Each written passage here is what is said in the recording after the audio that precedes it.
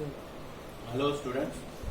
तो हम breathing and exchange of gases में जो पढ़ रहे थे, तो हमने एनाएरोबिक रेस्पिरेशन पढ़ लिया था। फर्स्ट जो क्लास आपको सेंड की उसमें। सेकेंड क्लास में हम एरोबिक रेस्पिरेशन पढ़ेंगे। एरोबिक रेस्पिरेशन का मतलब होता है complete oxidation of the food, जहां पे ग्लूकोज को in presence of O2 oxidise करेंगे, CO2 बनेगा, H2 बनेगा और एनर्जी बनेगी। एनर्जी का यूज सेल्स के द्वारा हो जाएगा, टिश्यूज के द्वारा हो जाएगा, और CO2 को सेल्स जो है ब्लड में रिलीज कर देंगे। तो ब्लड से O2 ली और CO2 ब्लड में रिलीज कर दी, जिसको अपन आगे चल के इंटरनल रेस्पिरेशन भी बोलेंगे। क्लियर? तो हमारी जो एरोबिक रेस्पिरेशन है, complete oxidation of the food होता है, विच कंप्लीट्स इन 2 स्टेप। फर्स्ट स्टेप में आप देख रहे हैं एक्सटर्नल रेस्पिरेशन है। एक्सटर्नल रेस्पिरेशन याद रखना बिटवीन एटमॉस्फेयर एंड लंग्स होता है, जहां पे एटमॉस्फेयर से O2 लंग्स में आती है और CO2 लंग्स से एटमॉस्फेयर में जाती है।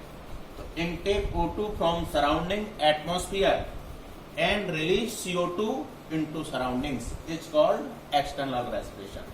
तो एटमॉस्फेयर से O2 लंग्स में गई और लंग्स से CO2 एटमॉस्फेयर में गई, completes external respiration. Second internal respiration आप देख पा रहे हैं, यहां पे जो सेल्स हैं वो ब्लड में से O2 इनटेक करती हैं और CO2 को ब्लड में रिलीज करती हैं। ठीक है? तो ये जो इंटरनल रेस्पिरेशन होगा बिटवीन मीडियम यानी ब्लड और सेल्स के बीच में होगा, जहां सेल्स या टिश्यू मीडियम यानी ब्लड में से O2 इनटेक करेंगे और बदले में CO2 रिलीज करेंगे। तो आप देख पा रहे होंगे cells intake O2 from HB यानी blood and give CO2 to blood, यानी HB को CO2 प्रोवाइड कराती है। अब हमारा आगे की जो प्रोसेस है एरोबिक रेस्पिरेशन की, तो जो 2 स्टेप पे कंप्लीट हो गए, तो डायरेक्ट रेस्पिरेशन और एक इनडायरेक्ट रेस्पिरेशन। डायरेक्ट रेस्पिरेशन पे आप समझ लो, यहां पे कभी भी मीडियम नहीं लगेगा, तो जो भी एक्सचेंज होगा वो O2 और CO2 का सीधा एटमॉस्फेयर और सेल्स के बीच में होगा। इसलिए आप देख पा रहे होंगे exchange of environmental oxygen and CO2 of the body cells, there is no blood and special organs. तो ना तो यहाँ कोई ऑर्गन्स पार्टिसिपेट करेगा और ना ही कोई ब्लड पार्टिसिपेट करेगा। एनवायरमेंट से सीधा O2 सेल्स और टिश्यू में जाएगा, फूड का ऑक्सीडेशन होगा और जो CO2 फॉर्म होगी उसको सीधा एटमॉस्फेयर में रिलीज कर दिया जाएगा, जिसको आगे हम पढ़ेंगे। अलग अलग एनिमल्स में अलग अलग टाइप से होगा, जनरली बॉडी सरफेस के द्वारा होता है मैक्सिमम एनिमल्स में। एग्जाम्पल्स कहाँ देखने को मिलेंगे? ये बैक्टीरिया में, प्रोटिस्टा में, स्पंज में, नीडेरिया में, और हमारा प्लेटीहेल्मिन्थेस और एस्केल्मिन्थेस, जिनको आप दोनों को मिला के वॉर्म्स कहते हैं, और इंसेक्ट का जो फाइलम आर्थ्रोपोडा में। क्लियर? तो बैक्टीरिया हो गया, फाइलम प्रोटोजोआ हो गया, प्रोटिस्टा, स्पंज पॉरीफेरा हो गया, नीडेरिया हो गया, और आपका वॉर्म प्लेटीहेल्मिन्थेस, एस्केल्मिन्थेस दोनों, और इंसेक्ट्स जो फाइलम आर्थ्रोपोडा में आएंगे। ये आपके डायरेक्ट रेस्पिरेशन के कुछ एग्जांपल्स हैं। इनडायरेक्ट में आप याद रखेंगे, there is no direct contact between environmental O2 and body cells. यहां एनवायरमेंटल ऑक्सीजन सीधी टिश्यूज या सेल्स में नहीं जाती, बीच में कोई ना कोई मीडियम पार्टिसिपेट करता है, जनरली वो ब्लड होता है, और CO2 भी ब्लड के द्वारा ही एटमॉस्फेयर में जाएगी, सेल्स या टिश्यूज के द्वारा सीधा एटमॉस्फेयर में CO2 रिलीज नहीं होता। और इसके लिए कुछ स्पेशल टाइप्स के ऑर्गन्स भी होते हैं, रेस्पिरेटरी ऑर्गन्स भी होते हैं, जो गिल्स होंगे, लंग्स होंगे, बक्कोफेरेंजियल होगा, स्किन होगा। ठीक है? एग्जाम्पल आपके फिशेस, एम्फीबिया, रेप्टाइल्स, बर्ड्स और मैमल्स होंगे। तो अब हमारा जो नेक्स्ट पेज आएगा उस पे हम देखेंगे कुछ रेस्पिरेटरी ऑर्गन्स हैं जो अलग अलग एनिमल्स में होते हैं। अभी हम एक्सप्लेन कर रहे हैं और इसकी टेबल आपके ग्रुप पर पहुंचेगी। देखें सबसे पहले लोअर इनवर्टिब्रेट्स। तो इनवर्टिब्रेट्स क्या होते हैं, जब हम आपको बता चुके हैं, जिनकी नोटोकॉर्ड वर्टिकल कॉलम में कन्वर्ट नहीं होती उनको इनवर्टिब्रेट्स कहते हैं, और जिनमें नोटोकॉर्ड है ही नहीं वो भी इनवर्टिब्रेट्स होंगे। तो इनवर्टिब्रेट्स के 2 ग्रुप हो जाएंगे, एक वो जिनमें नोटोकॉर्ड नहीं होती तो कभी वर्चुअल कॉलम बनेगा ही नहीं, और एक वो जिनमें होती है बट वो वर्चुअल कॉलम में कन्वर्ट नहीं होती।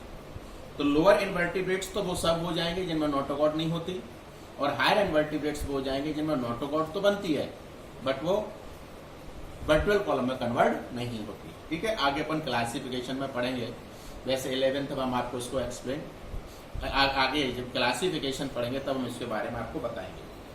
ठीक है, आगे तो देखेंगे लोअर इनवर्टिब्रेट्स।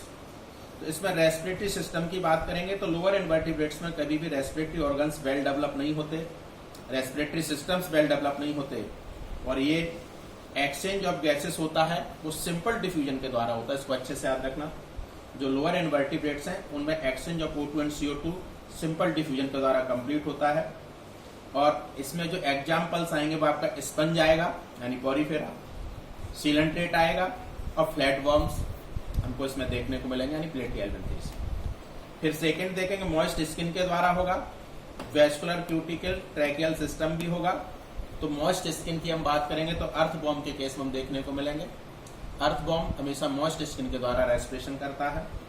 उसके द्वारा वेस्कुलर सराउंडिंग होगा, वेस्कुलर स्ट्रक्चर होगा, बुक लंग्स जिसकी हम बात करेंगे, कुछ एक्वाटिक आर्थ्रोपोडा यानी कि हमारे जो पानी वाले आर्थ्रोपोडा हैं, वाटर में रहने वाले आर्थ्रोपोडा हैं, उनमें क्रेफिश और प्राउन, मोलस्का, ठीक है, यूनियो, इनमें ये एग्जाम्पल्स हमें देखने को मिलेंगे जहां वेस्कुलर स्ट्रक्चर होगा, बुक लंग्स।